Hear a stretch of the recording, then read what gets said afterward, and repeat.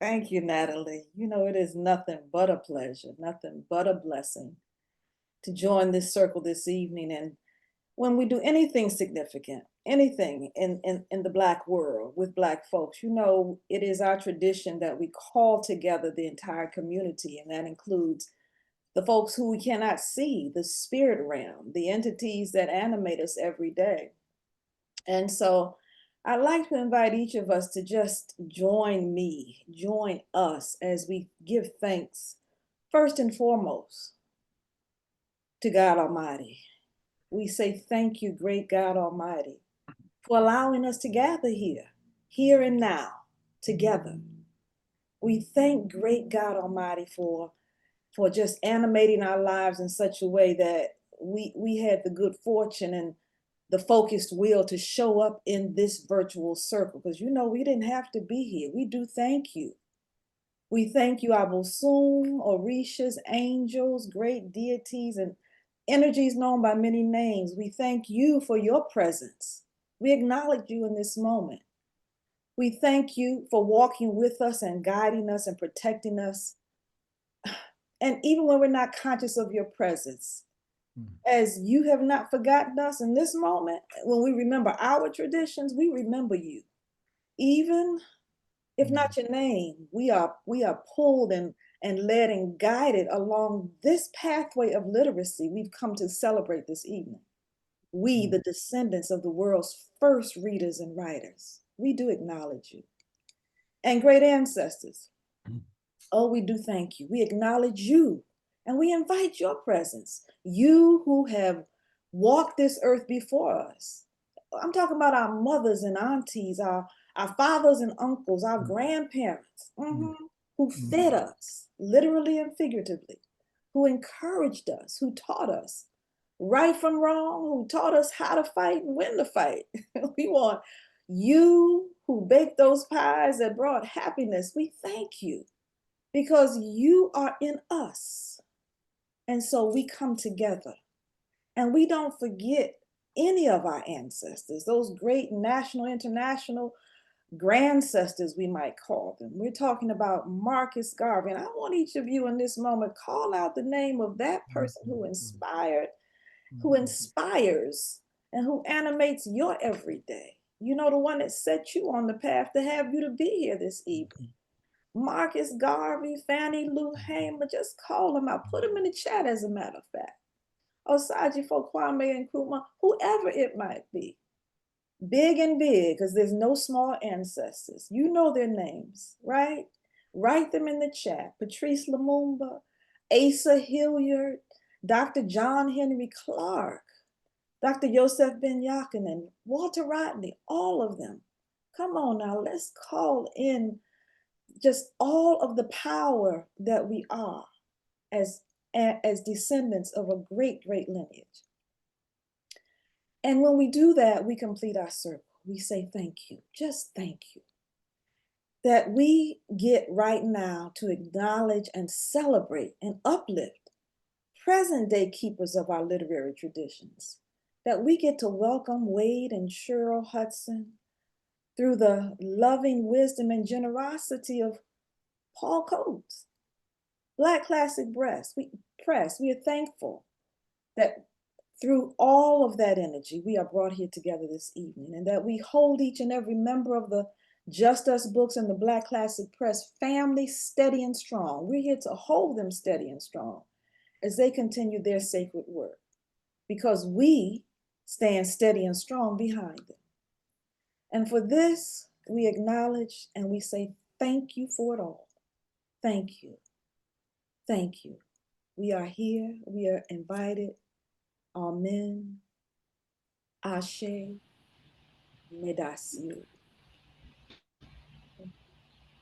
Amen. Whew. Thank you. Thank you so much for that, Dr. Mungaza. And with that, I want to call out some of the folks that we have in the comments, not just some of the folks that we just mentioned, you asked folks to call out. We have folks like Ida B. Clark's, let's see here, school teachers, my grandmother, Corrine Johnson, Milton B. Allen, Maynard Jackson, Virginia Hamilton, let's see, Mary McLeod Bethune, that's a big one. So thank you guys. Keep these chats and the comments coming. Introduce yourselves. I would love to know where you're viewing us from, your own stories with how you found Black Classic Press. I also want to let you know, I just put a link to the chat and what you see on your screen right now. December 7th, we'll be having an interview and demo of one of Dr. Mungaza's workshops to activate Black self-love. And with that, I'm going to turn it back to Natalie one more thing before, yes, I'm going to turn it back to Natalie to introduce Paul and get our conversation started. So Natalie, I'll turn it back over to you. All right. Thank you so much, Stephanie. And thank you again, Wangaza. It means so much. And I just want to remind everyone that we will be monitoring the chat tonight as they are presenting. So as questions come up, please put those questions in the chat. And we're going to try to sort through all those and make sure that we ask those when we have time to do that. So that's your way of either sharing your comments or sharing your questions. So please do that in the chat. All right, so I once again have the pleasure of introducing Paul Coates. And he never knows what I'm going to say, but he'll like this one. He'll like this one tonight. So many of you I know already know Paul. Some of you may not. But these are the words that I really want to share. I want to say activist. I want to say father, husband, brother, faithful friend, and bibliophile. I don't think that he can fuss at me tonight for sharing that, because that's who Paul Coates is. Because I only have a minute, I'm going to also just share something that I think captures the spirit of really who Paul has been in the world, not only as the founder and director of Black Classic Press, but also of BCP Digital, being a groundbreaker in that space of being a publisher who owns their own printing company. Like, that's just unheard of, y'all. That's unheard of. Don't think that's normal, because it's not. Okay? It's not. And that requires foresight. That requires insight. All those things there is what Paul has brought to the table. But to me, what I want to share is, and I know my numbers are going to be low, but through what Paul does and what he believes, he has enabled hundreds, probably thousands of Black writers and Black authors to own their own independent publishing companies because he helps them print through BCP Digital. He has provided guidance for those people as they've come through the door. He's got staffing for people as you do that. Like, that's probably the biggest thing. It's not how many books we've published, and it's not, all of the accolades that he may have out there, but it's the enablement of our community, especially in the area of Black books. And so that's who I think Paul Coates is today. And that is what I want to share. And with that, I want to bring on Paul Coates. Natalie, thank you.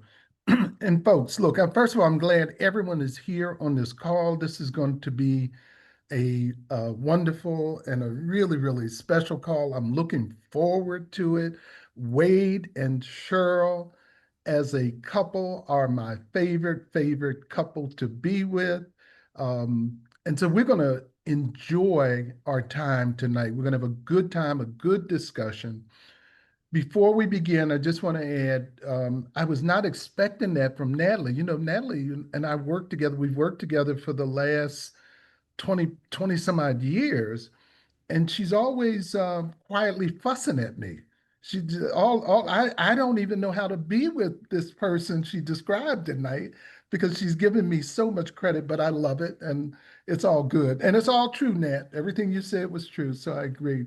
Look, you guys see a slide in front of you, and I just want to say a few words about this slide, because this is Wangaza Bendele, my friend, who, gosh, I've known for so many years. She's a very spiritual, but a very deep sister. And I'm going to, as I said, just speak a few words on this, because I'm going to invite you back to join us on December the 7th, when we can talk to Wangaza about the work she's doing, about the work she's been focused on for the last number of years, and what she's getting out of that work, the deep research she's done, the programming she's put together. This is an intensive sister who basically just went and locked herself in and went to work. And what she's produced is phenomenal. It centers around that word that you guys see there, unlocking and activating Black self-love. Now, when I say that, I'm sure that it resonates with people because we got Black in there and we got self-love in there. But what I want to ask you to do is to think about it for a few moments. Because when Gaza actually is plowing down a lane that few people today are plowing down, and she's opened it up and the ground is fertile. What she's talking about is Black self-love, not Black love. That's in there somewhere. Not self-love. That's in there somewhere also, but Black self-love. And what I would ask you to do for everyone that thinks they understand what the dimensions of that of Black self-love, what it means to you, is to drop something in the chat. And when Gaza, if it's possible, if you look back through there, at the end of this call, when we finish with Wade and Cheryl, before we get off, I'd like to just have you share the folks that you think really get it or are close to it. Black self-love, folks. Drop it in the chat. Drop what you think about it, and let's see what we come away with. The second thing, before I begin with Wade and Cheryl, Stephanie, do we have the Cuba slide? Great, wonderful. Look, who wants to go to Cuba? We got about, look, this trip is ready to go, okay?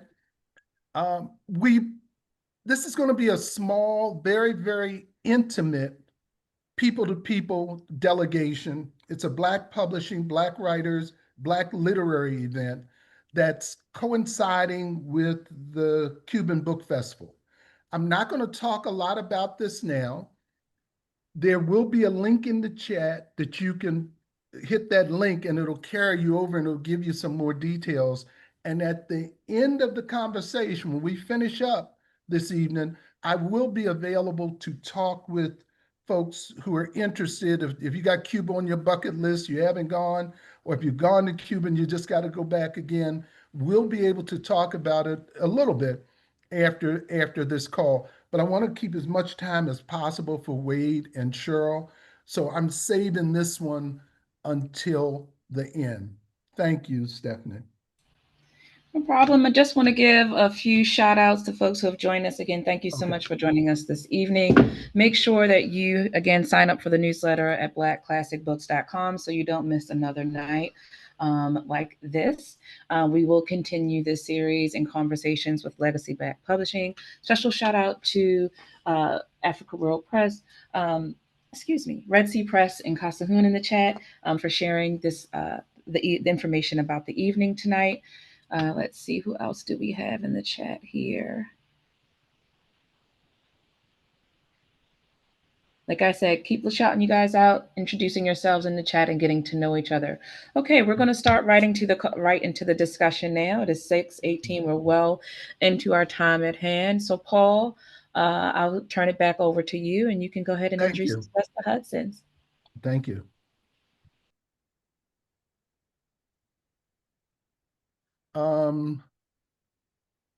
Does the Cuba slide go down? Can we take that down?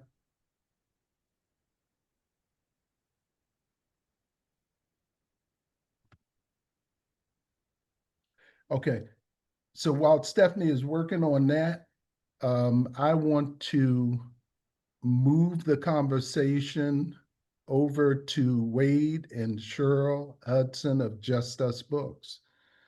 So we began a couple of months ago, talking with Hakeem Adabuti of,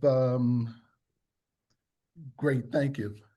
We began talking with Hakeem Adabuti of Third World Press. And that conversation really was in line with talking about and talking to the Legacy Black publishers. Legacy Black publishers is a term that I basically use when I'm talking about publishers who have been at it for decades, not for a day, not for a few years, but decades. And there are a couple of publishers that actually have been at it longer than most. Third World Press, for example, this is their 58th year. This is their 58th year. Black Classic Press, this is our 48th year. Just Us Books is, Wade, you guys are going to correct me on this. I believe this is 35 or 36. You guys can correct me on it. The bottom line is 36, Paul. I'm sorry, what is it? 36. Hey, okay, I'm on it. Thanks, Wade. Look, one way or the other, they have been hitting this thing for almost 40 years. Absolutely. And they are doing it in a space that no one has done before. They're dealing with our young minds, Black children's books, Black books for the youth. That's what their focus is. That's what their life has been around.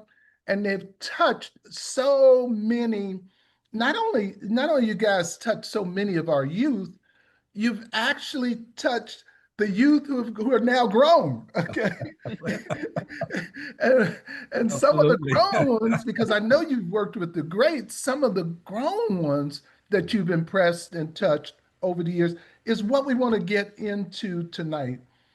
And Wade, I looked up, I used some chat GPT to try to look up to see what the odds are for a Black publishing company that focuses on children's books to last almost 40 years. Yeah. Well, for a Black book publishing company, period, to go that long is less than 1%. Yeah. It was a good 1%, less than 3%, but closer to less than 1%. For a Black children's book publisher, they couldn't figure those odds. Absolutely. Absolutely. Wow. We shouldn't be here, right? Given the odds. So look, I want to talk to you guys. I want to talk to Cheryl. I want to talk to you. And I'd like for you to share with the folks that we have on this call a little bit of the history of Just Us Books. And I see we already announced that Kasahun from Africa World Press was on the phone. Kasahun is one of those folks also that's been around. I think this may be, Kasahun started in 83, I think. Do I have that right, Kasahun? I'm not totally off. I think he started in 83, and he'll give us a flag or something. The point is, again, another one of those legacy book publishers. He's been at it 40 decades. Now, I think the numbers are low for you in Chat GPT. I didn't ask them about a Black man. That's crazy enough. I think he can publish books, the most books that any publisher, any Black publisher, any white publisher, Black publisher, independent publisher has on Africa. I didn't ask what the odds with the guy was, okay? But we'll leave that alone. But we're glad to have you on the call. Cheryl, Wade, tell us about Just Us Books. How did you guys start? How did you come to it? You can just take the floor and talk, please. You want to? Well, it's just us. It's the two of us. So I think that thank you so much for having us and noting that we are a legacy, because we bring to this part of our individual legacy. So starting with the two of us, we have come kind of out of the struggle of the 60s, both having lived and under Jim Crow. And I think it was a mindset that kind of really brought us together creatively, individually, to form Just Us Books. And as an author, as a graphic designer, and Wade as a writer. Creatively, we had worked together on projects just to get our voices heard, because we were a part of the arts. We were part of the legacy of the Black arts movement and came of age during that time. So Just Us Books was kind of a natural progression out of that. And I'm going to let Wade tell you, because I ramble a lot. No, so no, you're good. You're good. The two of us started together. Yeah. I think Cheryl makes an important point that our involvement really started in the struggle, Paul, as you mentioned many times before. That's true for you as well, and obviously for Haki, and I think for Calhoun. And so we are the 4 legacy publishers. And so publishing was, for us, a natural progression as we continued in the struggle. Now, as Cheryl said, when we first met, Cheryl is artistically inclined. I'm a writer. So I had ideas for stories for Black children, and we sort of collaborated, and that's really started in 72, 73 when we first met. In fact, I just ran across a letter that I had received from Little Brown Publishers, which is located in Boston, because Cheryl and I met in Boston, and we were writing stories then. And we submitted a couple of stories to Little Brown, and I ran across a letter, a response from John Keller, who was an editor there. It never went anywhere, but it sort of gives you an idea how long we've been thinking about and contemplating and trying to get books out that addressed Black history, Black culture, Black experiences for our youth. Just Us Books started in 1988 formally, but before that, a couple of years before, Cheryl had created a group of kids who contorted and used their bodies to make the shapes of the letters of the alphabet. And she did posters. We actually used those characters on T-shirts. So we were actually printing T-shirts and posters before we started the book publishing endeavor. And we first published the AFRO-BETS ABC book, which featured those characters. Now Cheryl had created a bunch of characters. So I suggested, let's narrow those characters down to 6, and let's give them names and personalities. And so they became the AFRO-BETS kids. And so the AFRO-BETS kids were featured in the first book that we did, the AFRO-BETS ABC book. And we published that book, what it was in 1987. 87, before Just Us Books was formally started.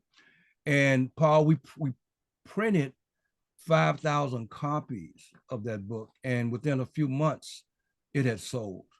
So we knew that we were on to something.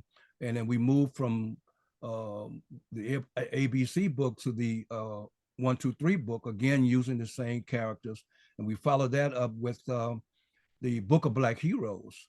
So actually, when we started Just Us Books in 88, we had 2 books published under Just Us Productions. It really wasn't Just Us Books. So sitting at our dinner table around October, November of 88, we said, listen, we should really just start a publishing company. We're on to something, so why not take the leap of faith and give it a shot? Now, we didn't know much about the publishing industry at that particular time. So we actually learned by doing, and we didn't know who the major distributors were and that kind of thing. So what we started really doing was marketing directly to the community. So we didn't really depend upon distributors and wholesalers early on. We went to festivals, church groups, other community events where we presented our books, and that's how we sold the first 5,000 copies. But I think that gave us the momentum to really establish a foothold in the industry, rather than depending upon the infrastructure, the publishing infrastructure to get our books out. We eventually obviously had to move to rely on that infrastructure, but getting directly to the market. Because what we also did, Paul, in addition to selling our books, we were also teaching parents about the importance of reading, the importance of having books for their children that featured characters who looked like their children, and had stories that related to the Black experiences. And I think that's a photo show. Isn't that a photo of us at That's IBPA. Yeah, I see on the screen there where we won that. Paul, that's the panel that we did, the legacy publishers. Right. And the thing about it is, just to add something to what Stephanie said about Paul and Black Classic being a publisher and someone who owns their own printing and publishes and prints for others. Part of the reason that we started Justice Books is that we knew that we had stories to tell and other people weren't telling them. The major publishing houses rejected these great ideas and stories that we had, that we knew other parents wanted for their children. They wanted to see Black children in books, and with being rejected so many times by through the white gaze sort of major publishing, we said, we can do this ourselves. Freedom of the press belongs to those who own one. Yeah. So we took that to be part of our mission to own our own press and start and develop our own institution. Yeah, I want to give a shout out while we're talking, Paul, to Glenn Thompson, who's no longer with us. When we first started our company, our secretary said, "There's somebody calling for you, Wade. And I don't know who he is. Somebody named Glenn." And I said, okay. And it went maybe like 3 or 4 days. Glenn kept calling before I returned a call. But he reached out to us because he had heard about what we were doing. And so Glenn was one, because he was really entrenched in the industry. I mean, he knew distributors and wholesalers and all of that. So Glenn was a big help to us early on in really understanding the publishing ecosystem or infrastructure that we had to deal with. So I wanted to give Glenn, who's no longer with us, he's with the ancestors now, but I wanted to give him a shout out. Yeah, I'm smiling because there's so much I could say about Glenn, and we always start out disparaging each other first. So when you said he's with the ancestors, I said, no, the ancestors probably have kicked him out by now. But no, that brother was nothing but love. And yeah, actually, Glenn was the one who introduced me to Justice Books. Yeah. And he was very impressed from the start with not only the books you guys produced, but he was impressed with the model you had for selling the books and distributing the books. You had not, so many people do books and they're focused on getting the book published, getting that part right. But you guys were not only producing books, you were selling books. And all of us had a hard time selling books. So we would look in amazement how you guys would use non-traditional ways, really. Yeah. To get your books out and get them sold. And can you, well, I'm curious about that, but I'm also curious, where were the kids at this point? Where were your kids at this point when you were developing the books? Because the kids now have grown up and they're just us books. Yeah, absolutely. Well, they Katura, our daughter, and Stefan, our son, are the original AFRO-BETS kids. Got it. Wade talked about the characters and the doodles. I'm a doodler, and so when Keturah was born, I actually, so that was, I'm not going to say the year because we're not going to get into that in terms of the age, but I was just looking for ways to decorate her nursery, part of the nursery. So that's where the AFRO-BETS came from. Katura, just drew little cartoonish characters who used their bodies to show the AFRO-BETS, and then that became something that other parents that, you know, our age who were having kids wanted to see. And so I had all these names of Jamal and Keturah and Stefan and Naima and friends. So the AFRO-BETS kids were really based on our children and children of our friends, Richard and Valerie Wesley's daughter, our niece. They're real people.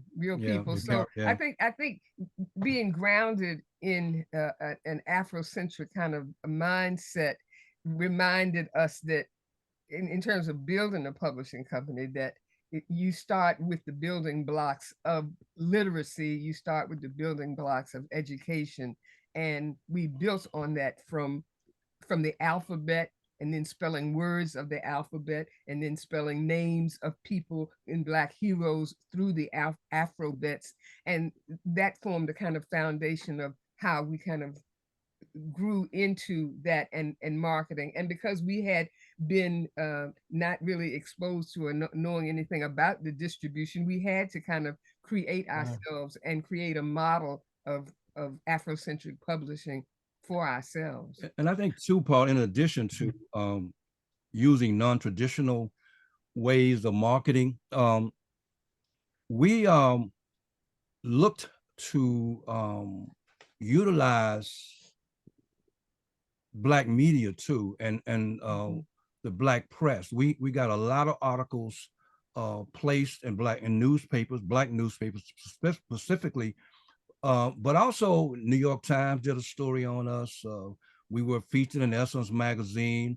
We were featured in Daily News, Miami Herald, so many different papers who covered our story.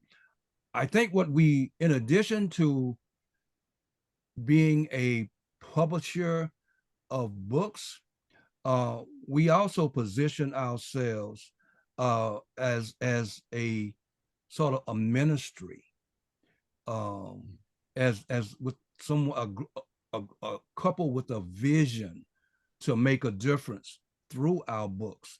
And so I think we really focus on that. And in telling our story, we sort of infused our concern about the community, our love of our children, what our children needed to become wholesome and whole and all of that.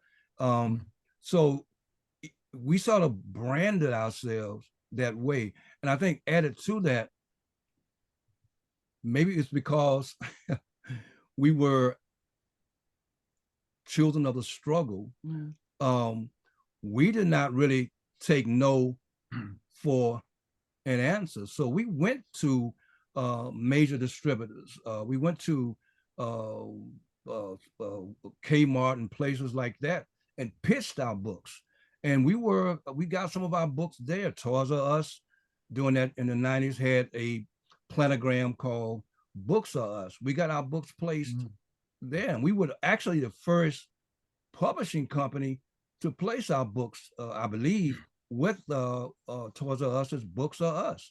We just we were not afraid, you know. And I think at one of our meetings, Hakeem sort of mentioned that because we had gone really at the general market too, in addition to building our base within our own community too.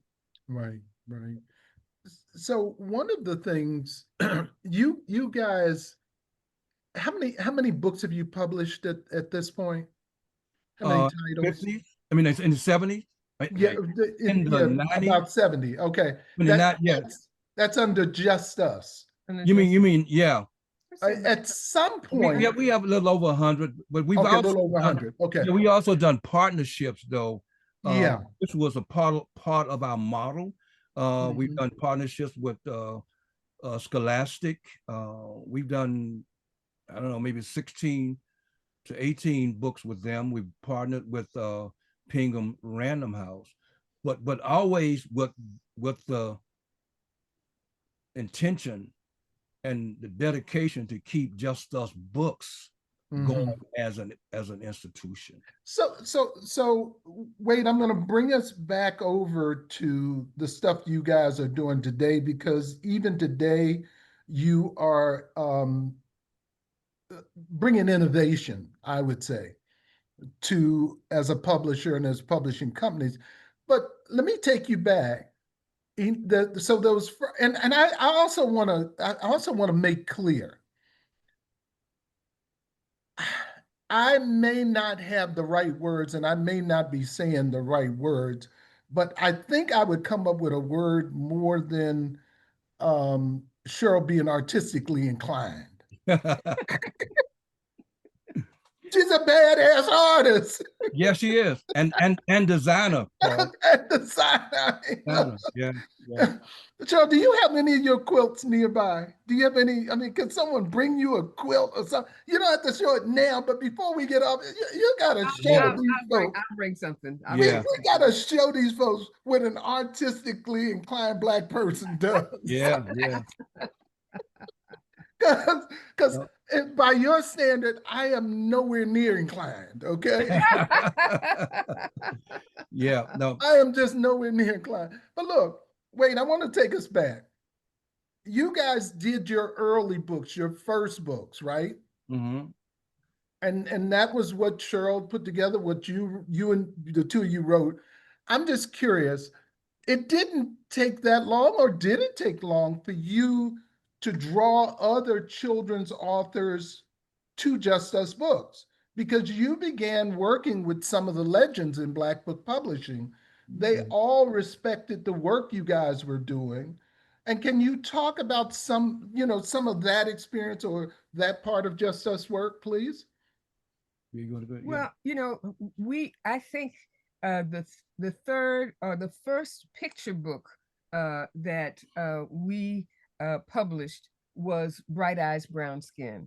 And here again, we would like to shout out that book with our sister friend, Burnett Ford, who was the co-author on the book, who was an editor, one of the first editors of children's books in major publishing companies, for Scholastic, for Putnam, for Grosset and Dunlap, for Golden Books. And her husband, George Ford, who was the first Coretta Scott King award winner from the American Library Association for the Coretta Scott King Book Award. First artist honored in that way, who just celebrated his 99th birthday. And just wanted to say that in terms of community, Wade and I have been a part of the children's book community, the Black artist community, Black playwrights community, in terms of artistry, and knowing people that we had met during Black Creators for Children, which was started by Tom Feelings and moved along with Pat Cummings and a number of the artists that you know. So we knew these artists, we knew them, and asked them, would you do a book for us? Would you work with us? And resounding answer was yes. So that we have worked with artists like Laura Freeman, and again, London Ladd, authors Carol Boston Weatherford, E.B. Lewis, Floyd Cooper. All those people were Nikki Grimes. People were our associates. Sharon Draper. We published the first book. We contest that sometimes with Simon & Schuster, but the first book of Sharon Draper, who has won a number of Coretta Scott King awards, but that was a book that we had our son actually going through slush piles, and he was not a ready reader at the time, and we were really trying to encourage him to do more. Stephanie, can you go back to that photograph? The one Rita Williams Garcia, New York Times. You know, remember that, Paul? Oh yeah. That was when we first started to organize the National Association of Black Book Publishers. Yep. So working with and can I'm sorry, Cheryl, right in the center, right near Barbara, in between Barbara Smith and Paul Coates. That's right. Yeah. Time we were talking about Glenn Thompson. Glenn Thompson, Right. the hierarchy on the right there. Yeah. And writers and readers with Glenn Thompson, and again, Barbara Smith, who was Barbara Smith with Audrey Lord and June Jordan of Kitchen Table Press, of feminist Kitchen Table Press. And Jim Peoples, the brother with the white hat on, had a religious publishing company. And the whole time we were meeting, during that meeting, he was working on the Black Bible. That's exactly right, Paul. So people see the heritage, the Black Heritage Bible. Yeah, absolutely. Right. He was editing that book while we were exactly right. Talking about what to do about Black publishing. And every once in a while he would look up and throw some kind of word in there. Yep. And in fact, he was going back and forth to Jerusalem. Yeah. Because he was doing the due diligence, man. Yeah, really. That must have been what, 90? I think 91, 92. It would have been probably 92, 93. Yeah, somewhere in there. Yeah, it was. But look, I want to get to, and it's good looking at the sister who Haki has his arm around. She just transitioned. So hopefully she's in a space that she can keep Glenn in order, something like that. That's Jovette. But look, I want to move away from the pictures for a minute. Okay. And I want to talk about what you guys, what you guys broke.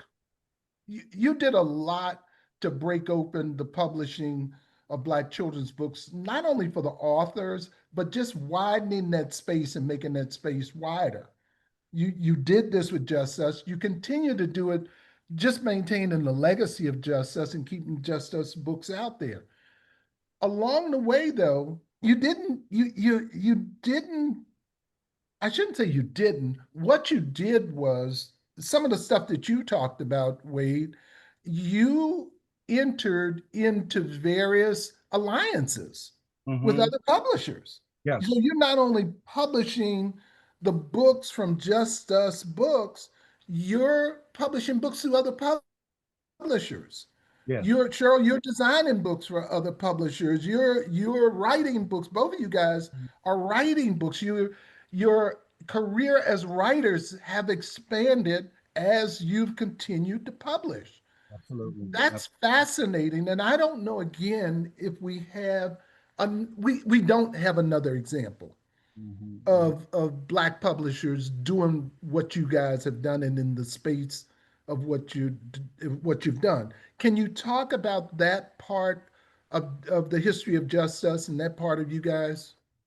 Yeah, well, I'm a writer, and I've been writing, Paul, since I was 8, 9 years of age. So that's really how I'll define myself initially. I'm also a publisher too, but I am above all a writer. And Cheryl is designer, artistically inclined. She doesn't want to call herself an artist, but I call her an artist. As you mentioned, her quilts. She also, Paul, has paintings that she's done that I've forced her to mount in the house. She doesn't want to claim. We got to work on that, Paul. We got to work on that. Okay, she got to claim that. But so we are creatives too, because a lot of times you find publishers who really are more business oriented, who are more organizational oriented in terms of making things happen. But we really started out as self-publishers, right? And then we became a publishing company publishing other writers. But I think early on, we recognized that we could grow to a certain degree, but we also had to, particularly in the children's book industry. The children's book industry is I think you notice, Paul, it's so different from the adult market. I mean, because you're dealing with if you're a picture book, you're dealing with art, you're dealing with designing the pages and all of that, which Cheryl brings to the table. So it's more expensive, you know, in terms of cost, the color separation and all that stuff. In with the interior, in addition to the cover, which you have to do it with an adult book. So we recognize that we could grow to a certain point, but in order to reach a wider audience, in order to bring in more people who could become a part of the publishing industry as writers or as illustrators, that we had to establish partnerships, but also recognizing that we were not going to give up Just Us Books. We were still going to keep our focus on Just Us Books, which we have done. We certainly have had offers from people who say, well, we we'll buy you out and blah, blah, blah. No. We'll do partnerships where we have some say-so in what the content is going to be, who the artists and illustrator are going to be if it's a picture book. And that has really served us well. But also as writers, I did not want to pigeonhole myself to just being published by Just Us Books. And I had all of these manuscripts and stories that I had been writing that were just sitting on the shelf, And so I said, well, why not reach out to some publishers and see if they perhaps will be interested, and we can continue to do what we're doing at Just Us Books, and I can sort of explore my my writing as an individual. So that's really how that happened. But I think the road that we have taken is important because we have been able, as you said earlier, to open some doors along with other people. When we first started Just Us Books, the number of Black writers who were writing for young people were like minuscule. In fact, Jim Haskins said once at ALA, he and Walter Dean Myers, who else? Maybe Eloise Greenfield and a couple other were gathered for lunch. And Jim Haskins said, if someone were to throw a grenade underneath this table, they would destroy Black children's literature because there were just so few people really doing it. But since we've been in the industry, and again, along with the work of other people, we've opened doors. Because I think what we did, we showed that there was a market for these books that we were publishing. And I think that's crucial because when before we started publishing, we actually went to several publishers with ideas that we had for books, and we were told that there was no market, for these books. That Black people, one editor said, Black people don't buy books. We knew that wasn't the case. So, I think so we became not just publishers, but we recognized that we had to be advocates too. And a part of our being an advocate meant that we also had to spend time educating people in the community and parents about the importance of these books for their children, because they had not seen these books. Now, some obviously knew, but we did a number of workshops where we talked to PTA groups, parent groups, and talk about how to establish a tradition, a family tradition of literacy and reading and that kind of thing. So that was part of our marketing. It didn't mean we were always selling books, but we were educating and helping to develop a cadre of readers and people who understood how important having books for their children were. And I think that helped to open a lot of doors. And now, there are so many other Black authors and illustrators who have been published over the last 20, 30 years. Many of them have won major awards. That's right. And but it had to do with the work that we did and the work that Walter Dean Myers George Mhm. Ford and Wade, so many Wade others. and Wade and Cheryl, you guys have mentioned the names of some of the legends, you know, Walter Absolutely. Dean Myers, Eloise Greenfield, and just saying Eloise's name Absolutely. Yeah. brings joy, you know. Yeah. Oh God, you've worked with so many. Can you share with us? Uh, I don't want to say your favorites, but can you share perhaps what it's like? Who pushed your buttons? I'm gonna get on the other side. Who drove you to success with their books? Those kinds of things I'm curious of. Um, you're publishing one of the books now, Continuum, Oh, that Yes. I did with Mari Evans. Yeah. with Maria. Mari. Yeah. Yes. Yeah. And Mari pushed every button I had Absolutely. on that book. Absolutely. Yeah. Yes, indeed. Yeah. Well, She, know, she pushed she's every button. And I she's was so a- glad when the two of you got together and y'all worked with it. Y'all got Yeah. it. Yeah. I Yeah. guess she was tired. Mari was probably tired of pushing my button.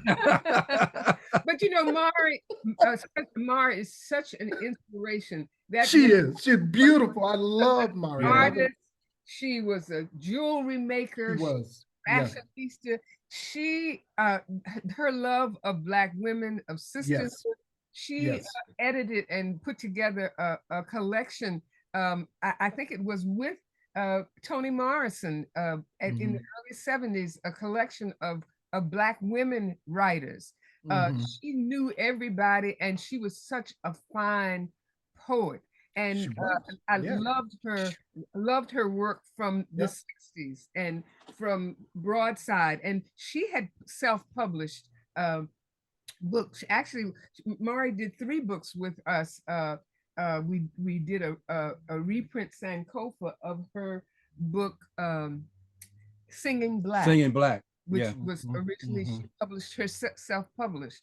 Mhm. And another Dear story, Dear Dear Corinne, Corrine, Tell Somebody. Tell Mhm. Somebody, and another book, I'm Late, a YA So title. we did 4 So with we her. did those books with her, and Continuum, which was her selected and collected volume of her really life's work. Yeah. So Mhm. we were She- inspired by that. She pushed a lot of buttons. She's a handful, Paul. but we love Look, and I she's love. I with the ancestors. She definitely yes. is. Now she is with the ancestors. I trust Yeah, that. yeah. Definitely. We actually went to her. I love Mari. I mean, Yeah, I me mean, I too. We still went to do. her I love her homegoing. writing. I Yeah, love yeah. her. I mean, I really do. But we just could not gel and get things right on that book, and I'm glad you guys did. You I know, think she had a problem with another publisher too. So she had probably yeah. Well, she was but she was still Yeah, she loved. wanted- exact. Yeah. I mean, she was But still Eloise loved. Greenfield was like that too. Everything had to be the way she saw it. I mean, Really? Okay. but she you was have to she was capture that. she was always mostly right. So. That's right. That's Yeah. right. That's right. And That's that right. commitment and centering, you know, I was thinking about what you and Wade were saying before, centering Black children, and that self-love was right in there with all of their works. The same with Nikki Giovanni. And I think that in terms of making a model, other major publishers model their imprints on what we had done with centering Black children. Yeah. Because originally they said there's no market for the book. Yeah, There was only one Black child in a story in the textbooks that we had as children, even up into the 70s when I began working in educational publishing, school book publishing. There were no Black children. There were no Native Americans. There were no people of color.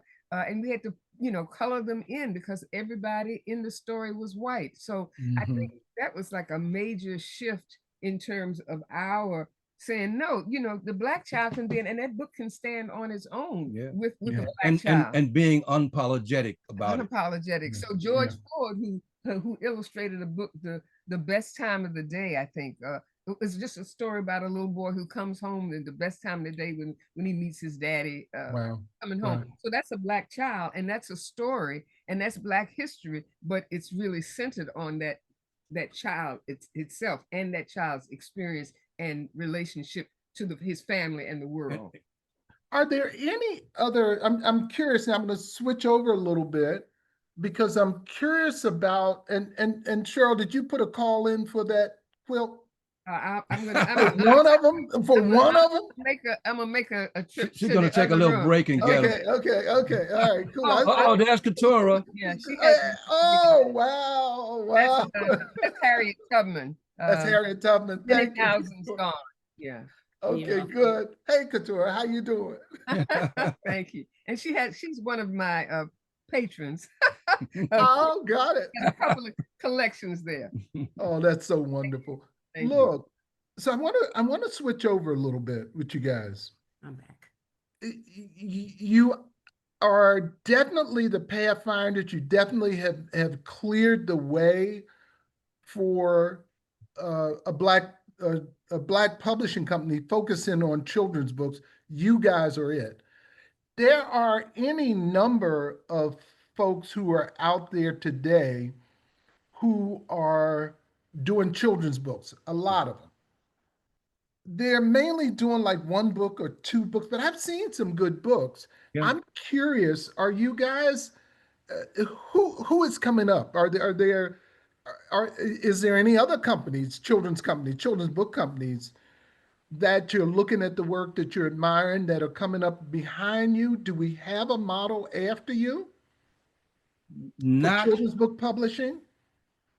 not the scale of where we are. I mean, there's David Miller does some great books. Absolutely, yeah.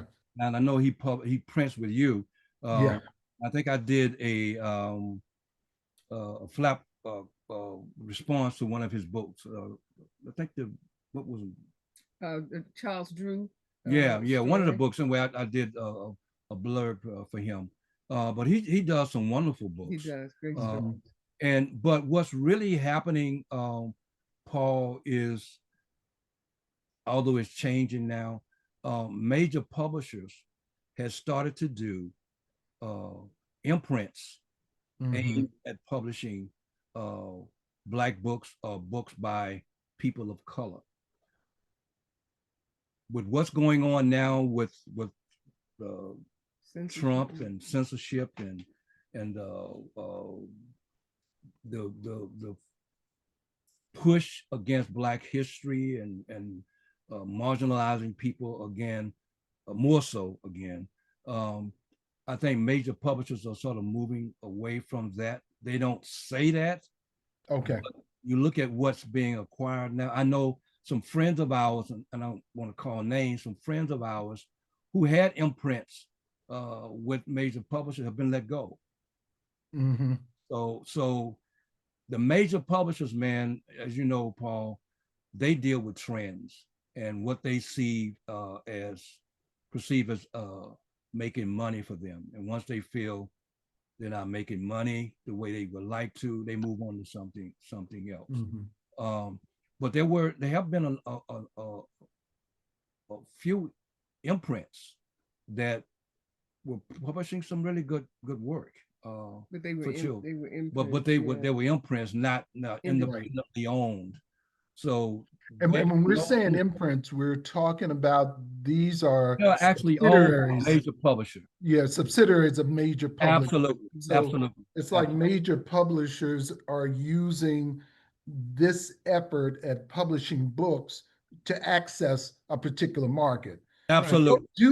They'll do that as long as it's profitable. Absolutely. The moment it's not profitable, that imprint will go away. The people will get changed around. Absolutely. Unfortunately, because I know a number of people, also very good people, who've worked in the imprints, and the moment it went sideways, they got tossed. Absolutely. That's why, again, I think what you're doing, the work you're talking about of David Miller, and that's why I was asking you, what other Black-owned companies are coming up that could fill this space, because we've got to have publishing, whether or not the white companies, Absolutely. the major companies want to do it or not. We've got to follow the example that you guys have laid out there for us. Yeah, yeah. Again, most of the people that we know are publishing their own books that they've written, so they're not really publishing as a viable company that's bringing a variety of books written by different authors and illustrated by different artists to the marketplace. But that's okay. I mean, David, I think he knows how to market, as you know.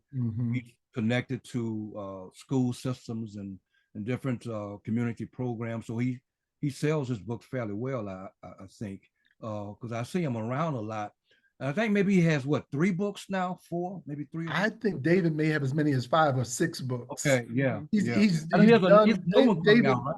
Yeah, for people who are not familiar with David Miller, I would ask you to go online and look at his publishing, because he is coming along and he's doing some really, really great things, working with local artists, others, to illustrate his book. And again, his eye and his attention is on quality. Absolutely. That's what he's pushing out.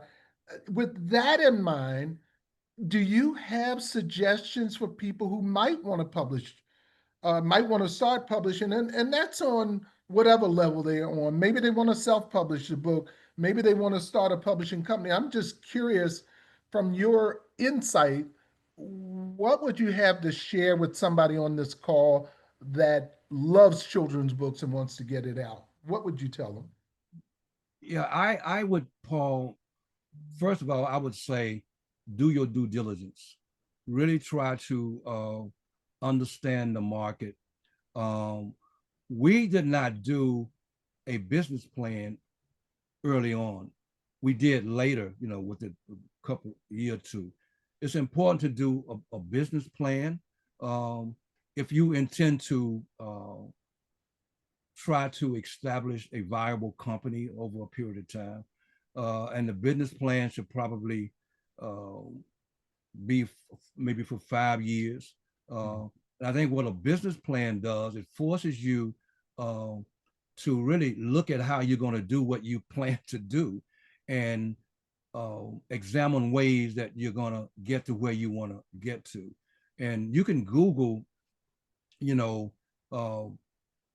templates for business plans, or you can get, someone to do one for you. Initially, our accountant really helped us with our business, the first business plan that we did. But it really is important because it helps you identify the market.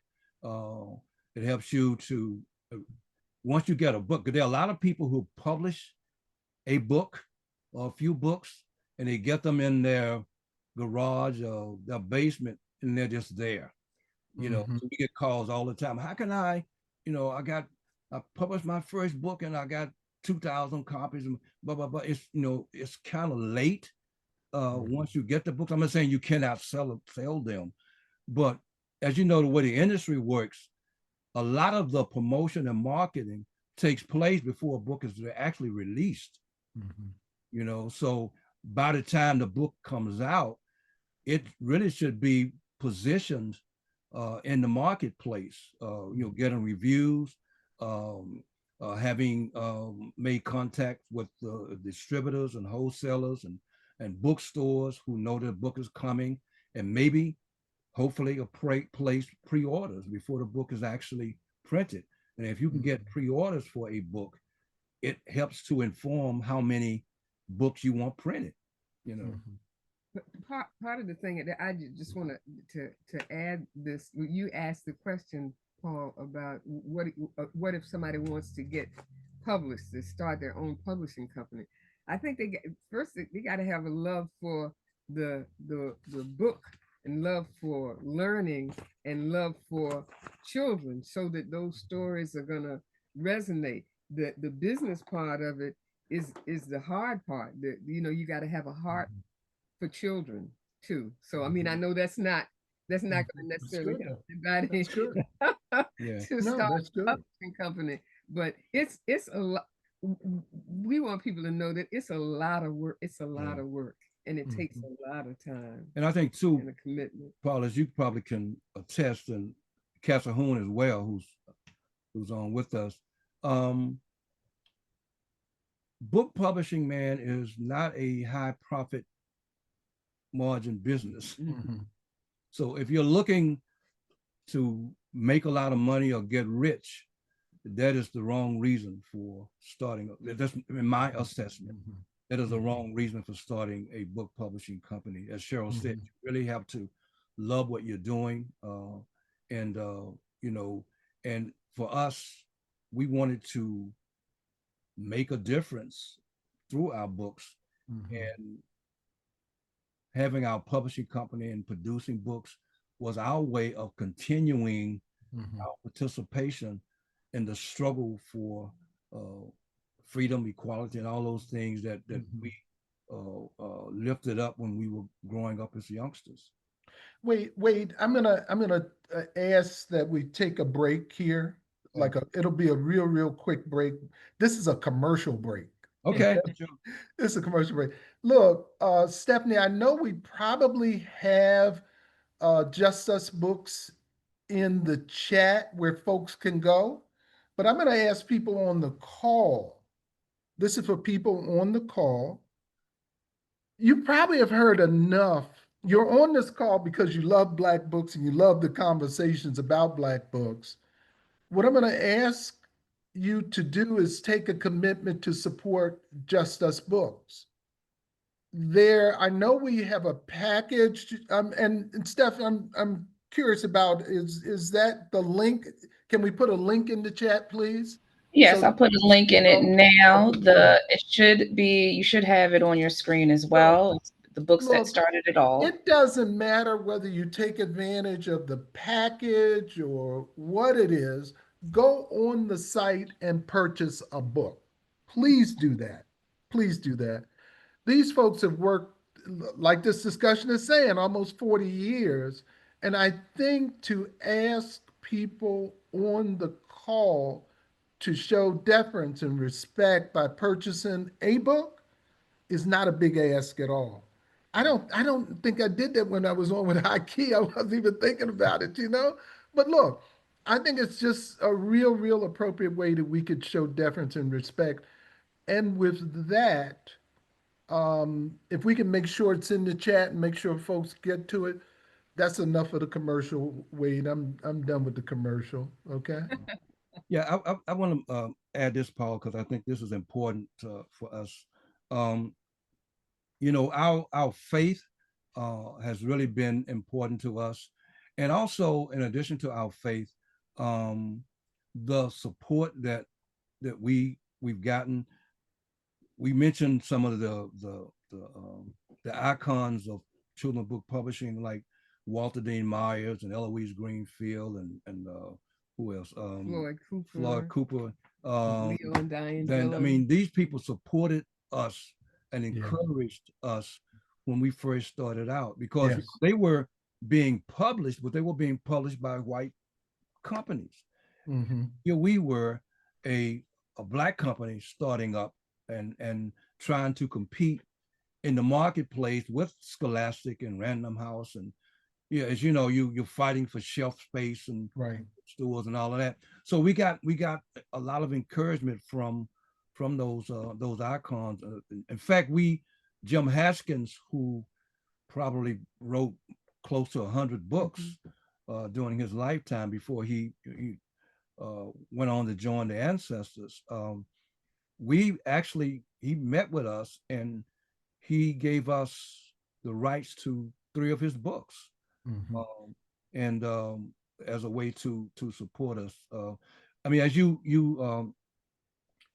aware, we, in addition to just those books, we also established Sankofa Books, which was an imprint of Just Us Books that started to bring back to print books that we felt needed to be back in print that had been dropped by major publishing houses. Mm-hmm.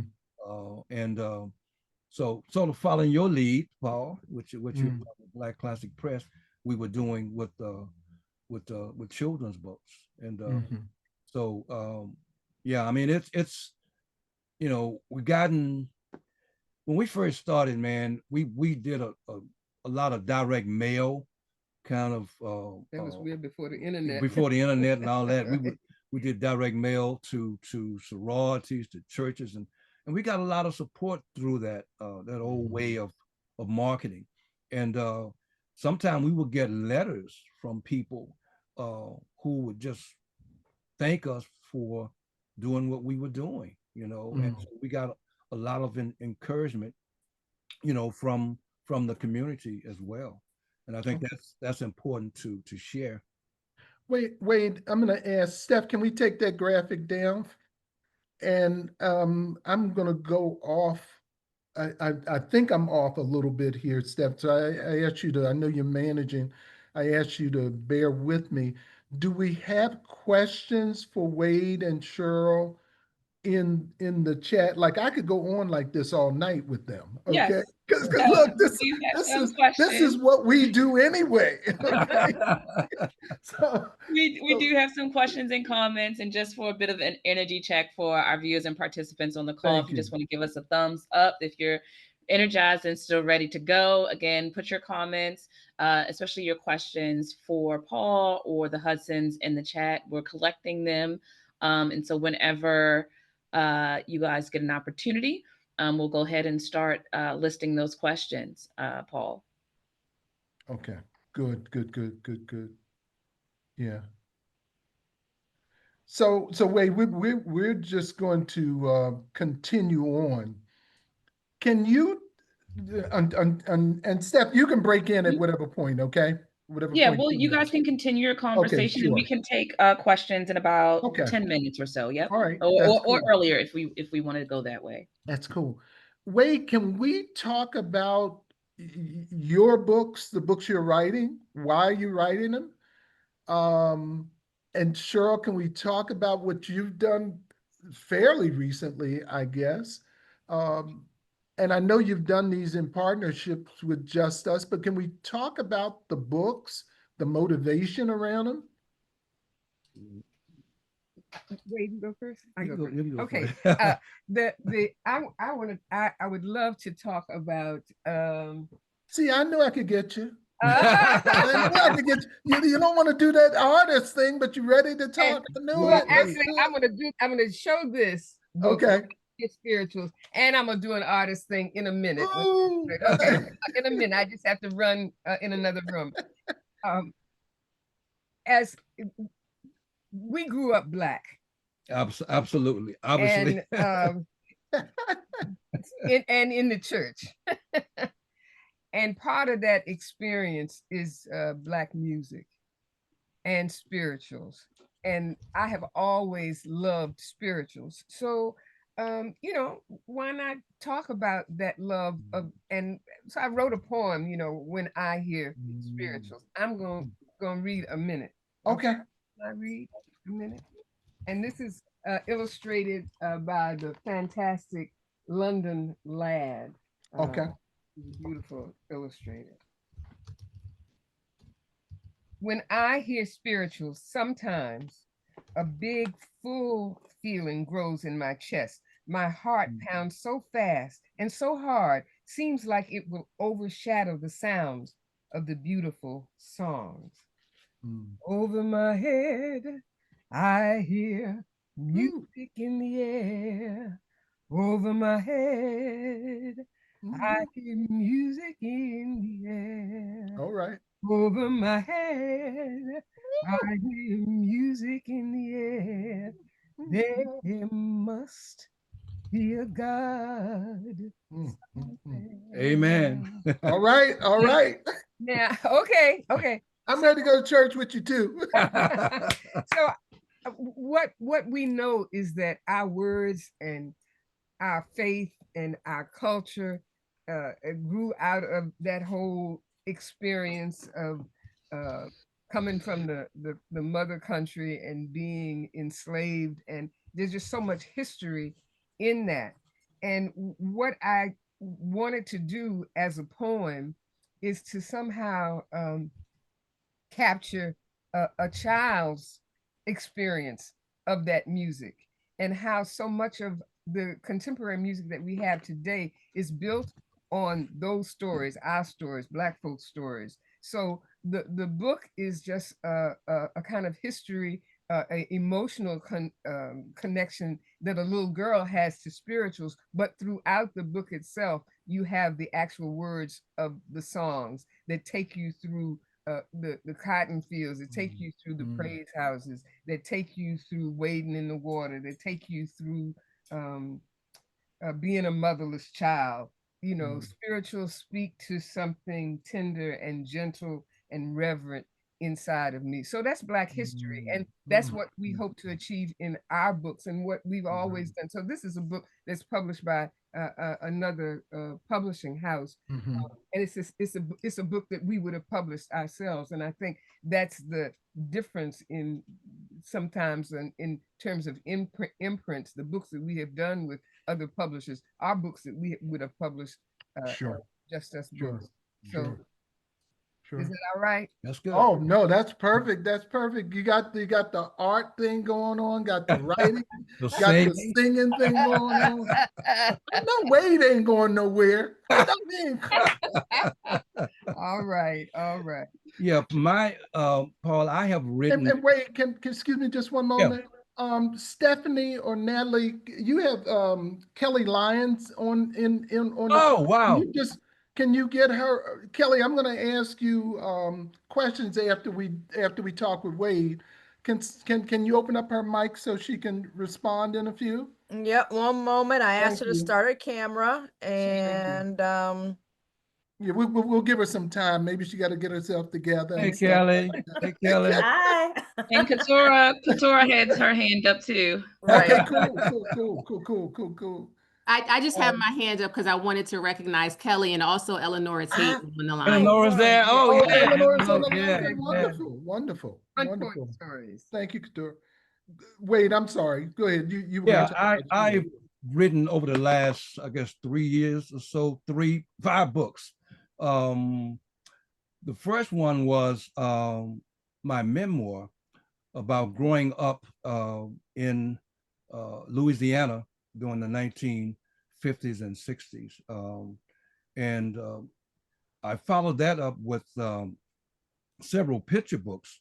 One was Invincible, Fathers and Mothers of Black America. And in that particular book, I wanted to show how Black America became Black America. It didn't just happen by osmosis. I mean, institutions had to be built. People had to, our ancestors had to create an identity apart from the white identity in this country. So I wanted to show children how that took place, and also the important people who helped to make it take place. Another picture book that I did was The Day Mother Voted. Yeah. It was based on the first time that my mother had an opportunity to vote in Louisiana during the height of the civil rights movement, after the civil rights movement had come to our little town and helped secure the right to vote. And she had not been able to vote for all of her life up until that point of time. And the other book was The Reckoning, which takes place in a small town in the South in Louisiana. And it's about a 12-year-old Black boy, Lamar, whose grandfather is killed in a case of white rage, and how he deals with that. I'm also working on, Paul, a number of that, our history, man, our history and our culture is just so replete with so many wonderful, wonderful stories and events that have not been covered. That's right. And I've done manuscripts that I'm getting ready to shop now on a number of people. John Berry Meacham was a brother in the early 1800s who bought his own freedom. Not only did he buy his own freedom, he works and then bought the freedom of his father, then the rest of his family, and then he helped to secure the freedom of about another 100 enslaved Black people, and then went on to, and then bought the freedom of his wife, and then went on to establish the first church, Black church, west of the Mississippi. And just a great brother who did so many wonderful things. He was part of the Underground Railroad. And at one point, when he was living in St. Louis, he had a net worth of like $35,000, like in the 1840s, which is a lot of money.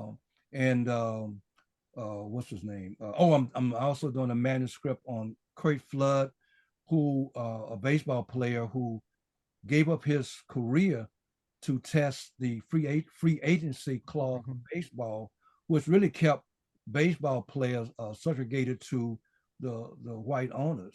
And because of his stand, ball players, not just baseball players, but athletes in general, are now able to secure, contracts in the millions.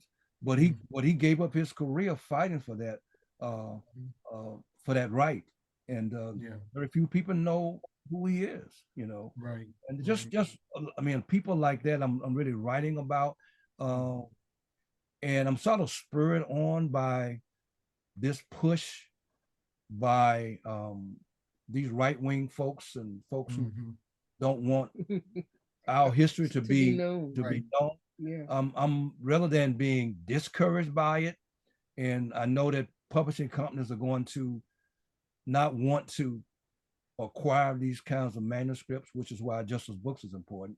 But I'm encouraged to write these stories because these stories need to be told, and I know that they need to be told because people are trying to stop them from being told. Right. So we also is Kelly available? Is Kelly ready? I am. I'm here. Oh, look, Kelly, I'd like, how you doing, Kelly? Good. How are you? Good. Look, I'd like to be, as an author, I'd like for you to share what it's like to work with these folks. I would love to do that. They're my favorites. And then can we have Kasahun coming up next? Yep, you got it. Kasahoon's up next. Good. Okay. So I was a journalist. I worked for Ebony Magazine in Chicago. One of my mentors was Basil Phillips, and Basil was friends of the Hudsons. And he took me to my first American Library Association conference, and I got a chance to meet them face to face. And I was just learning about children's book writing, starting to write some manuscript, take some classes. I sent them a manuscript for a picture book, and that one wasn't ready, right? But I always say they passed on the story, but they didn't pass on me. So they offered me another opportunity to do a tryout for their chapter book series and write one of the books in the series.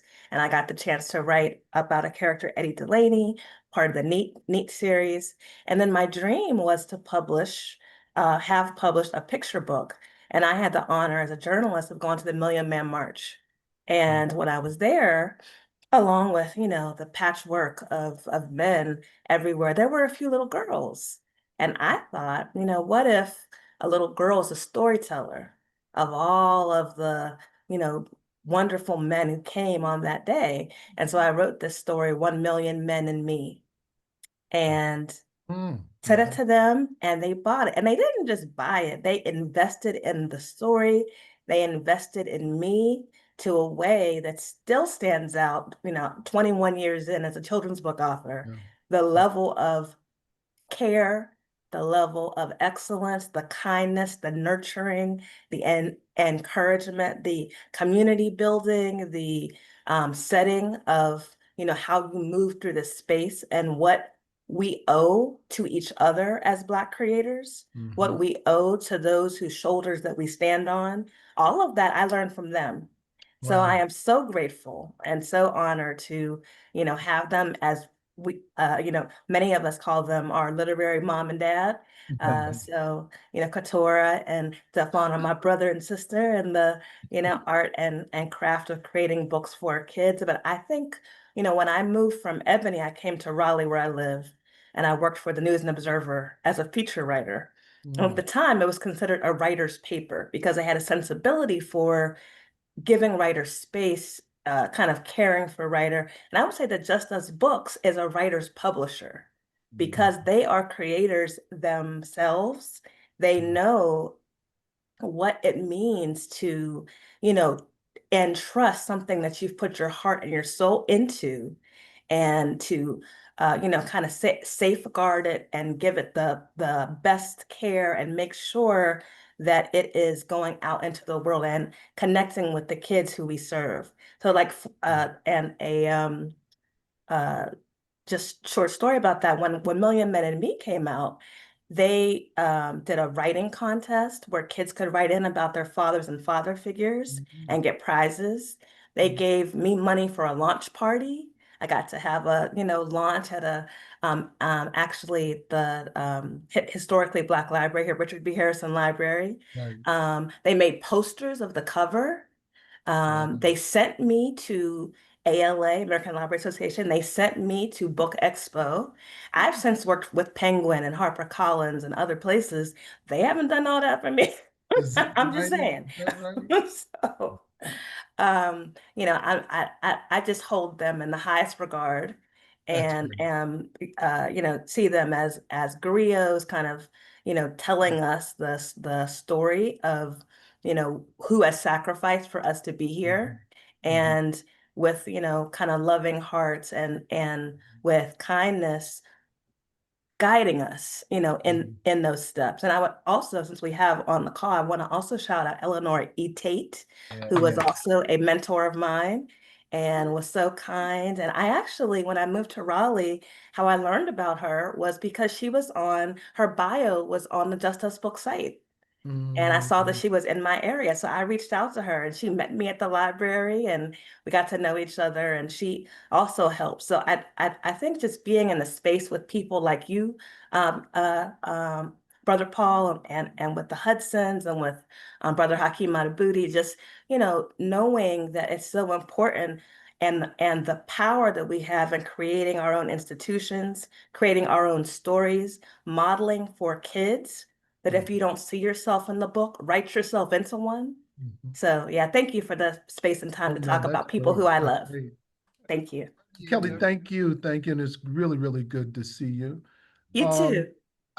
So Steph, I have two others that I want to let's hear from them. And then you can go wherever you need to go with it, okay? It sounds great. Hey, Calhoun. Can you hear me, Paul? Yes, sir. Wonderful. It's a great pleasure to be here with Cheryl and Wade. They are the pioneers in our area. Their existence meant a lot for the Black book industry. I remember starting a distribution company in 1985 because no one in the white community of books publishers, distributors will seriously look at our books. Eventually, I reached out to Cheryl and Wade to see if we can distribute their books. We were lucky because when they started, Black bookstores were emerging in a very strong manner.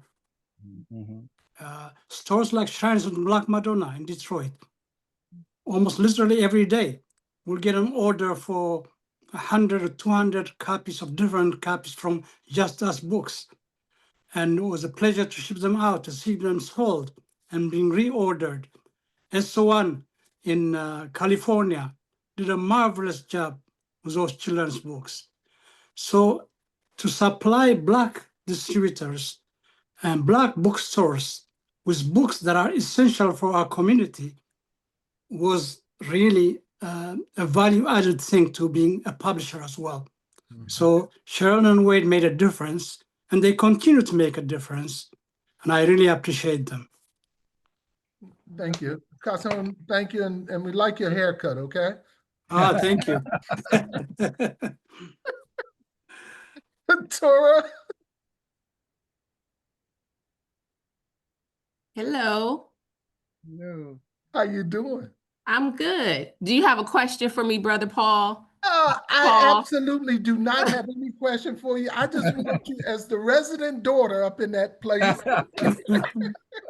the one that keeps all the trains moving on time. Absolutely, absolutely.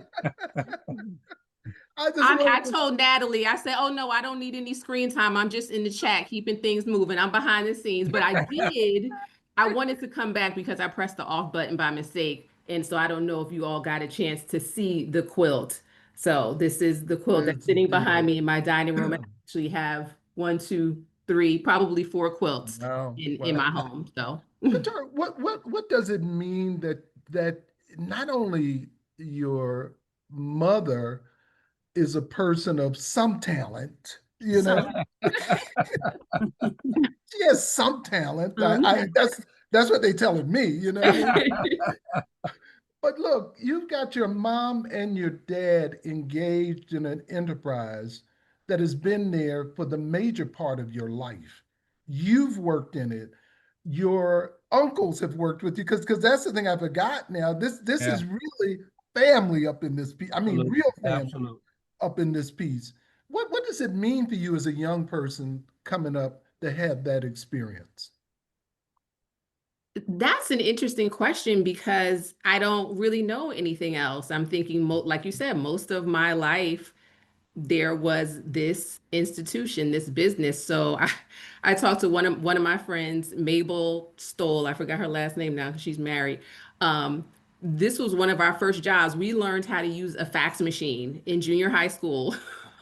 Working for Just Us Books. We had internships. I wrote my first press release for Just Us Books. Mom mentioned one of the AFRO-BETS kids, Nandi, who is Richard Wesley and Valerie Wilson Wesley's daughter. I believe she interned there. My cousin Kelly interned there. My friend Robin interned there. And, so many people had jobs and were given opportunities, which is, what Kelly just spoke to. So I think it always just underscores the importance of doing for self and for others.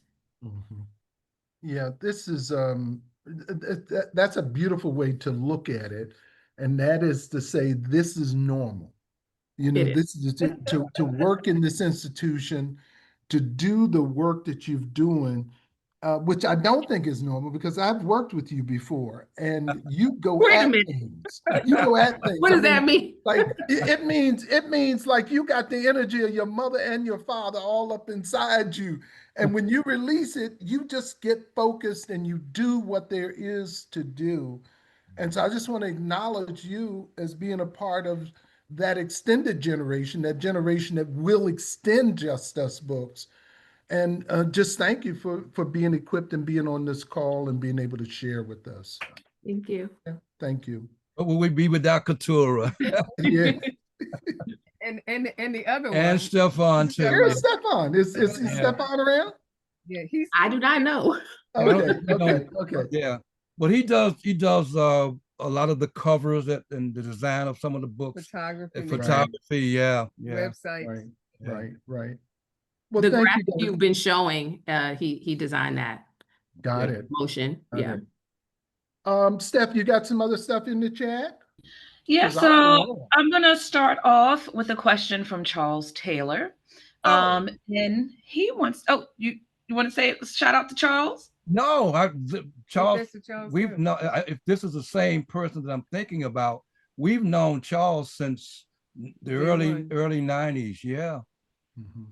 Let's see. I think he's still around in the chat, so I'm sure he'll make a comment if that's the case. So he wants to know, is there a project that you dream about or envision in the future that you haven't started yet? And if so, what's up? And then second part to this question is, what's upcoming in 2026 that you'll be starting? So any sort of dream projects that you just haven't been able to put out there in the world? And I guess we'll reform that second question. Is any new projects or titles that we can expect on the front list in 2026? It's a bit of a two-part question. A number of titles. that we can't divulge now, but we do have some titles coming down the pike next year and the year after next. Okay. But We also have. I want to make that, Charles, is this Charles from Taylor from Praxis from Wisconsin. Wisconsin? We were, if this is the same brother I'm thinking about, we were in an organization together, a multicultural publishing organization. Oh, you're talking to Charles Taylor, yeah. Yeah, Yes. I don't know. I just unmuted Charles. If you're there, Charles. Yes, I'm here. And yes, it is me, Wade and Hey, Cheryl. brother, what's up, man? And it's so good to hear your voices. It's so good to just see what you've been doing all these years. I'm so proud of you, and I love you both. And just keep on keeping on. Paul has some of the greatest guests and the greatest shows. And Thank you, Charles. when I knew that you all were going to be there tonight, I'm in New Orleans right now, but I just couldn't wait to hear your voices. So thanks again for all that you do. Thank you. Well, Charles, we have one more to follow up with, and that's Kasahun Chacol. Now, he's not as great as Wade and Cheryl, but he's my friend. He is my friend. Yes, he is, Paul. Yes, he is. Okay. And Charles, while I have you on the line, since you're still, and I didn't know if you were going to still be on the call, but you had a second question, and it was a bit of a comment, a question. If one is about banned books in schools and in other public places like military installations, etc. And the need to teach the truth in our homes, in our churches, and in our community organizations, because our history is too consequential to be erased. And that's quoted from Charles's comment. And we should say that Charles is a publisher, was a publisher, so he knows this business well. Yes. He's been around a long time. Absolutely. He's just trying to say I'm an old man, but So Charles, I'll put this question back to you as well as to the Hudsons. So what other advice would you give to combat the bans, and sort of what does that look like in our everyday lives? I'd be happy to respond first, but what I said in my statement to Wade and Cheryl was that if they ban our books in their schools, we'll teach it in our homes, our churches, and our community-based organizations, because our history is too consequential to be erased. And that's why I wrote my latest Juneteenth book, was to preserve our history. And that's what Wade and Cheryl does so well. Absolutely. I think you make a important point. What we are looking at doing, Charles, is when we first started Just Us Books, we really established our brand in our community. And we, several years out, then we started going the distribution route because you have to do that, with Ingram and Bacon Taylor. We were with Publishers Group West at one point. We were with Campman at one point. But I think what we are going to be doing now at Just Us Books is really focusing more on the way we established our company, and that is going more directly to the community. There are a lot of initiatives that are taking place to deal with book banning in schools and all that. And in Florida, for example, there is an initiative that was started by a group of churches, and they established a curriculum based program bringing in books, and they're offering this curriculum at different churches. Some of them are doing it as a part of their Sunday school program. Some churches are doing it on Saturdays. But the point is that they are, rather than complaining about what's happening, and Florida is like ground zero for book banning, along with Texas. Yep. Mm-hmm. So they are taking steps to deal with it, and and I think that's a good thing. Maybe we should have stayed a little bit more closer connected to our communities in the first place. When I say we, I mean just trying to get, whether it's books or whatever we're trying to do. Sometimes we think that there are greater and greener pastures out there by expanding, and that sometimes is fool's gold. So I think getting back to a community-based kind of approach, reaching out to organizations. We've been in contact with um, Delta Sigma Theta. Our sister-in-law is a Delta, so she's taken the initiative to try to get her local chapter and others as well to participate in buying books and other initiatives to fight against book banning. So I think we just need to do more work in-house, you know, and not look, because as we know, man, historically, whenever there's been some degree of progress, there's always been this backlash.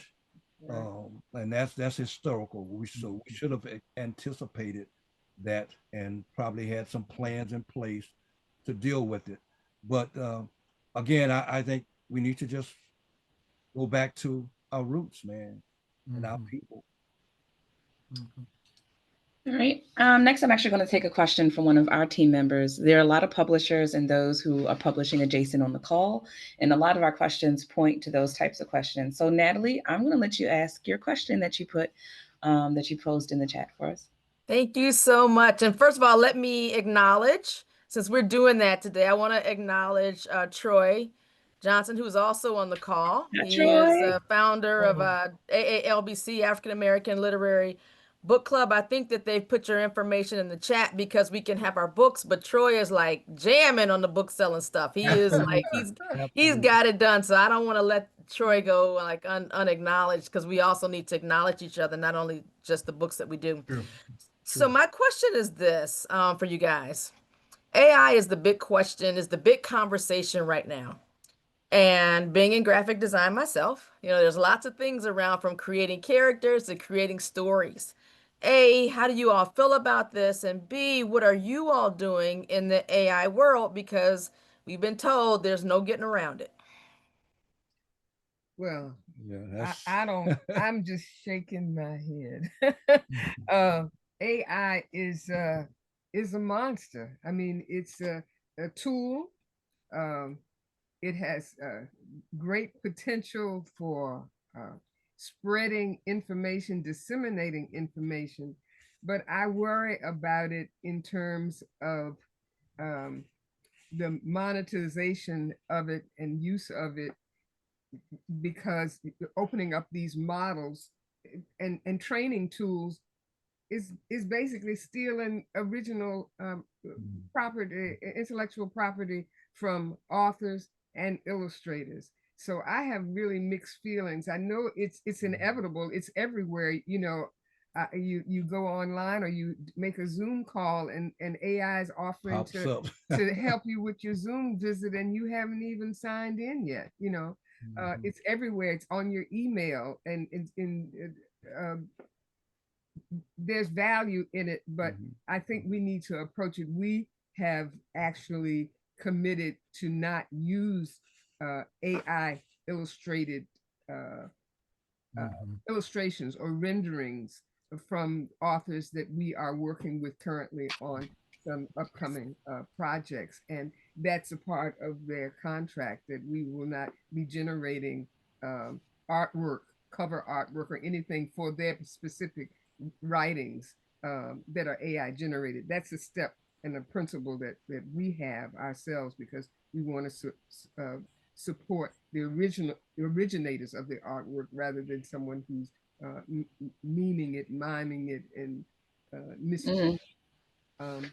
That's a good way to put it, miming it. And I think your daughter, I think Katara, has her hand up. Did you want to add something to this conversation? Not this particular conversation, but y'all must have conjured my brother up, because he texted me right after you mentioned his name, and he's on the call. He said he's not turning his camera on, but he is here. Oh, okay. But Stefan is really the one who knows a whole lot more. Katura does too, but he knows a whole lot more about AI than we do. But we are part of a lawsuit that a writers group has brought against one AI company, because they have incorporated, I know, at least 5 of my books without even contacting me. So they're trying to stop it. My position is, certainly there are some benefits to it. But I agree with Cheryl. When it comes to intellectual property, when these AI companies can take, your work or what you created, or if you look at music, can take someone's voice and duplicate it. And then, because I think someone just got a major record deal for a record that was actually, my brother told me, AI generated. So the creativity is through AI rather than the person. Now, some people may say, well, that's still creativity, but I think there's something lost in that. And I think what's lost is the emotional connection when you're writing or creating something. And I guess I would call it the soul of the creation that's lost. So that's my take. Now, obviously, there's some benefits, and the other downside of AI, as it has been with all technological advances, a lot of people are going to lose their jobs. They will be replaced. So, how it shakes out, I don't know how many thousands or millions of people, because they're even earmarking certain fields that will lose a lot of people, like marketing and PR. So you have a staff of 20. With AI, you may only need 1 or 2 people.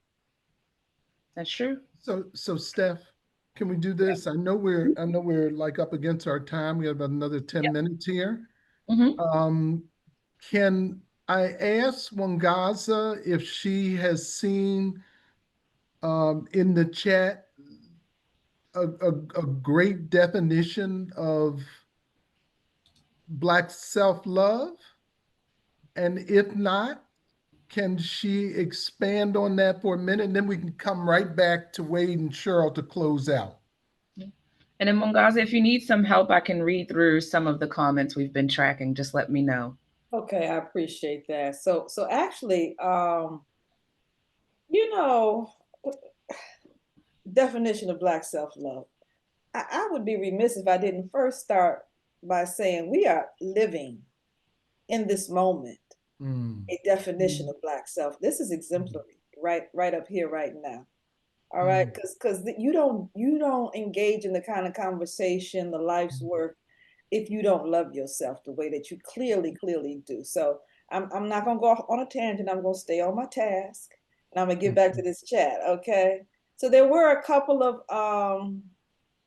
of brilliant. I actually took a screenshot of them that really resonated with me.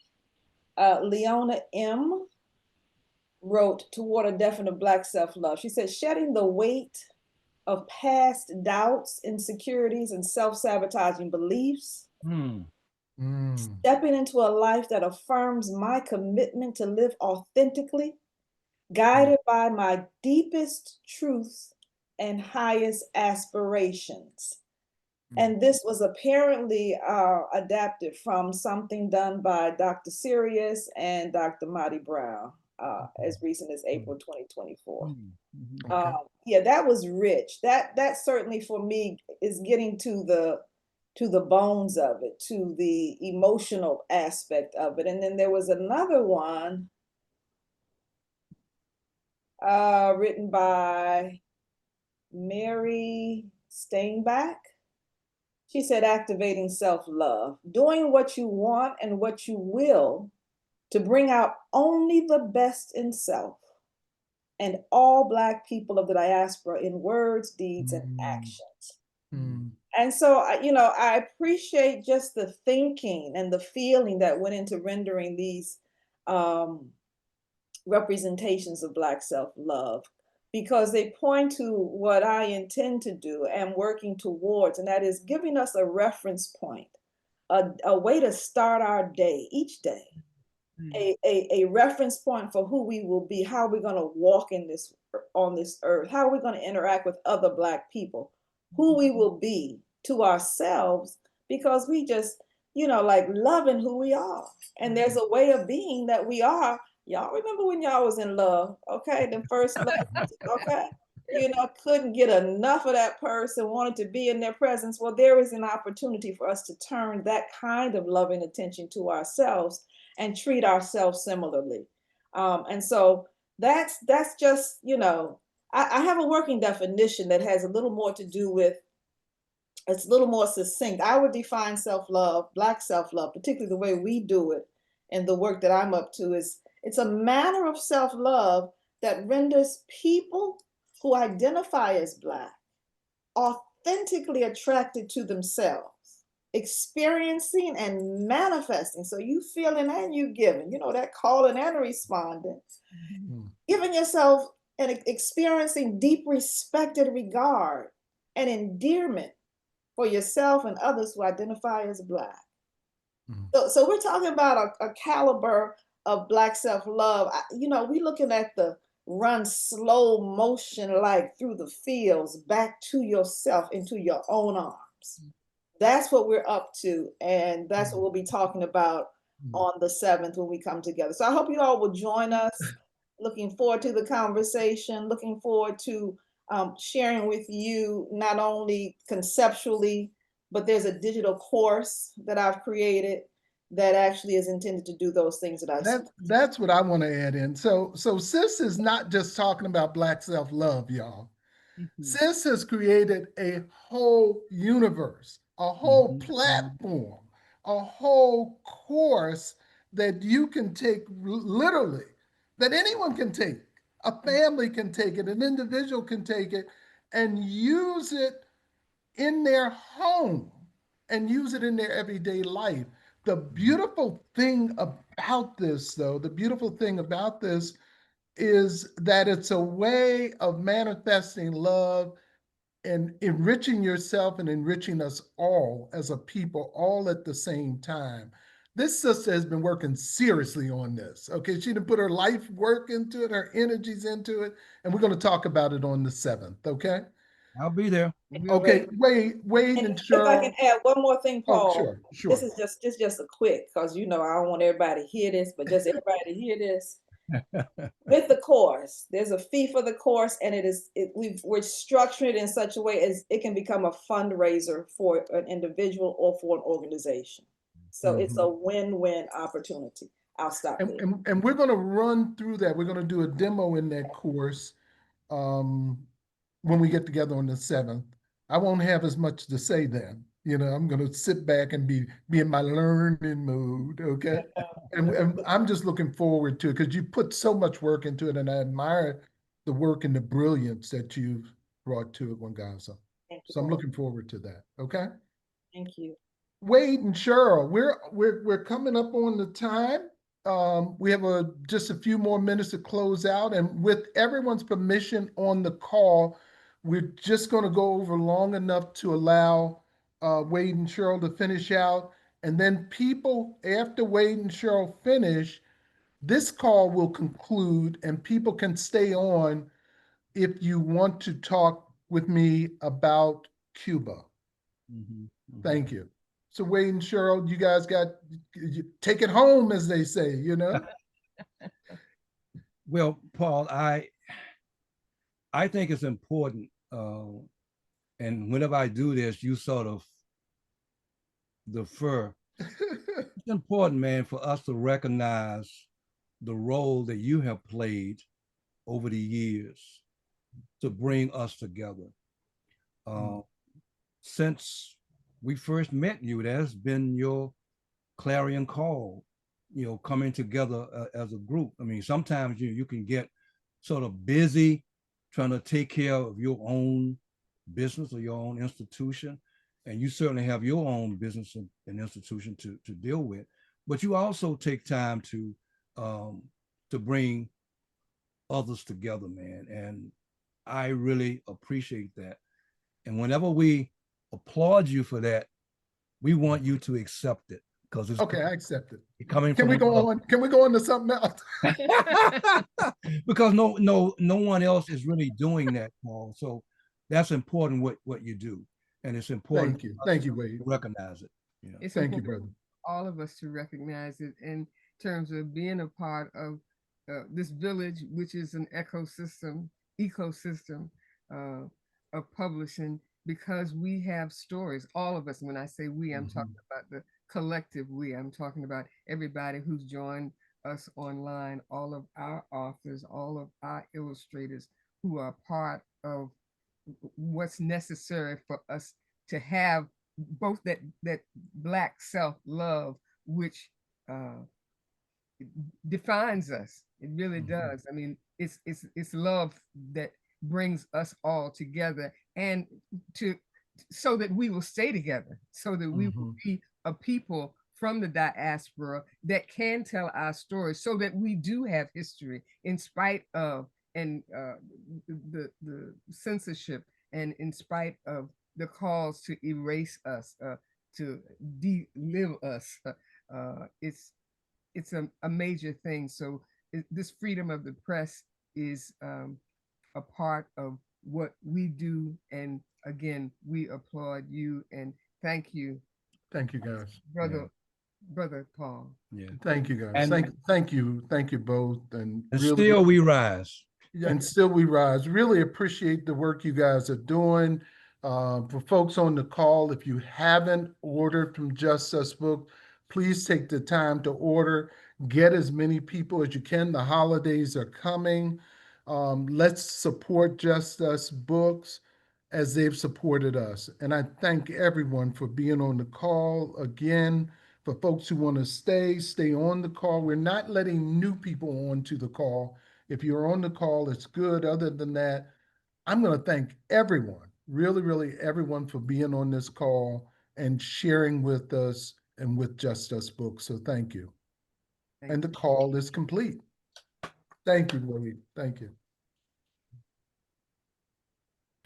All right, everyone. Again, if you would like to stick around to get more details about the Cuba delegation and 34th Annual Havana International Book Fair, please stick around. Details are on your screen. If you scroll up in the chat, you should see the link to the actual registration page. And Paul, we still have about 40 folks here sticking around for the information. So I'll